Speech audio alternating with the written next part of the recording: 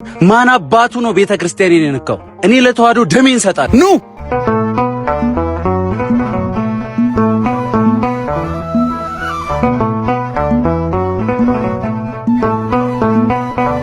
አሜን። አቦቀኑን የተመቸ አድርግልን።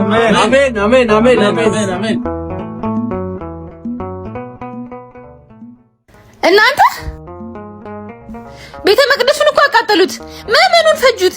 ቆይ እናንተ እያላችሁ ቤተ መቅደስ ይፍረስ፣ ወጣቶች ይሙቱ? ማን አባቱ ነው ቤተክርስቲያኔን የነካው? እኔ ለተዋህዶ ደሜን ሰጣለሁ። ኑ ሄዳ ደዛ መጀመሪያ ልብህን ስጣት። ቤተ ክርስቲያን በክርስቶስ ደም መፍሰስ ላትወርቅ አንዴ ጸንታ ቆማለች። እየፈረሰ ያለው መቅደስ ይሄ ነው። ቤተ መቅደሱን እያቃጠለው ይሄ ሲጃራ ነው። ምዕመናንን እየገደለብን ያለው ይሄ ጫት ነው። ያኔ እኮ ክርስቶስ ቤተ መቅደሱን በ3 ቀን አፍርሼ እሰራዋለሁ ሲል አይሁድ የቆለሉትን ድንጋይ መስሏቸው ነበር። እሱ ግን ያወራው ስለ ሰው ልጅ ነበር። አሁንም ንቁ። ቤተ ክርስቲያንን መጠበቅ ማለት ሰይፍና ጦር ማንገብ ሳይሆን ለእግዚአብሔር ወጣትነትን መስጠት፣ ማገልገል፣ ቤተ መቅደሱን መስራት ማለት ነው። እናንተ ለእግዚአብሔር ምን ሰጣችሁት? በሉ ንገሩኛ።